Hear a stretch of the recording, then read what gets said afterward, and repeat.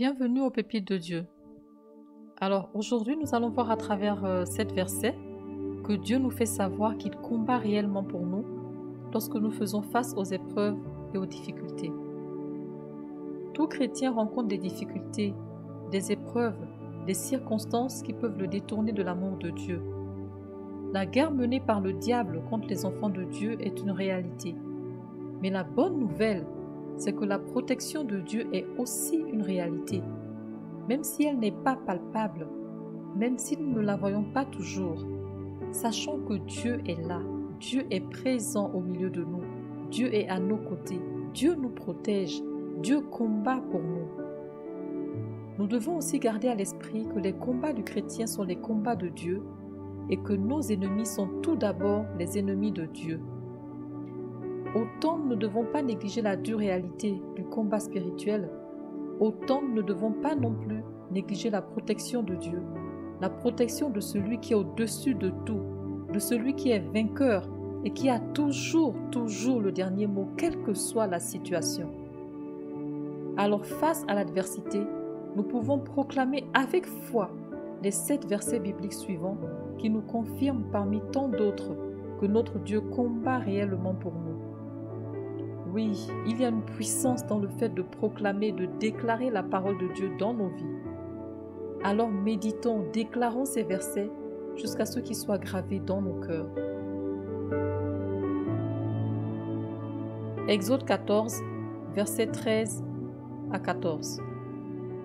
Moïse répondit au peuple, « Ne craignez rien, restez en place et regardez la délivrance que l'Éternel va vous accorder en ce jour. Car les Égyptiens que vous voyez aujourd'hui, vous ne les verrez plus jamais. L'Éternel combattra pour vous et vous, gardez le silence. » Exode 23, versets 20 à 22. Voici, j'envoie un ange devant toi pour te protéger en chemin et pour te faire arriver au lieu que j'ai préparé. Tiens-toi sur tes gardes en sa présence et écoute sa voix. Ne lui résiste point, parce qu'il ne pardonnera pas vos péchés, car mon nom est en lui. Mais si tu écoutes sa voix et si tu fais tout ce que je te dirai, je serai l'ennemi de tes ennemis et l'adversaire de tes adversaires. Exode 23, verset 27.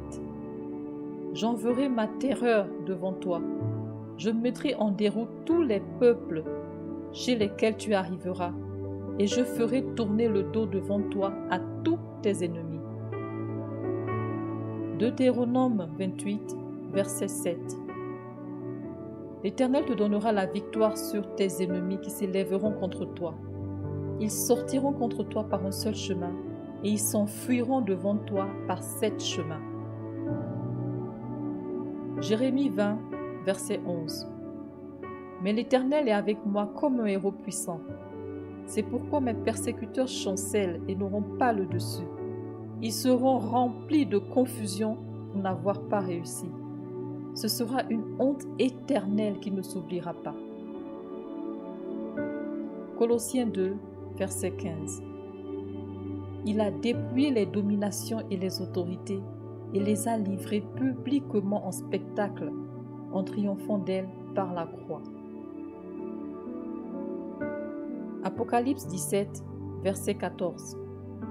Ils combattront contre l'agneau, et l'agneau les vaincra, parce qu'il est le Seigneur des seigneurs et le Roi des rois, et les appelés, les élus et les fidèles qui sont avec lui, les vaincront aussi.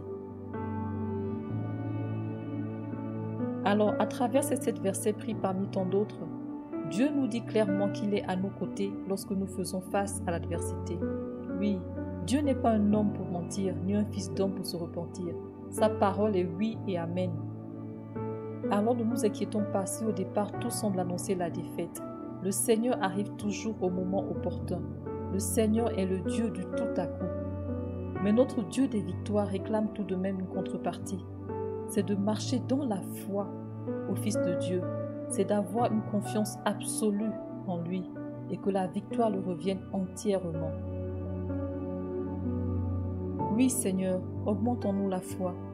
Comme David face à Goliath, Donne-nous de te voir, toi et toi seul, au-delà des circonstances, au-delà des difficultés que nous rencontrons dans nos vies. Donne-nous, Seigneur, comme David, de croire tout simplement en ta force et en ta toute-puissance. Amen. Alors, merci d'avoir regardé cette pépite. J'espère qu'elle vous a vraiment édifié et surtout qu'elle vous a béni. Nous nous retrouvons bientôt pour une prochaine pépite. Que Dieu vous bénisse.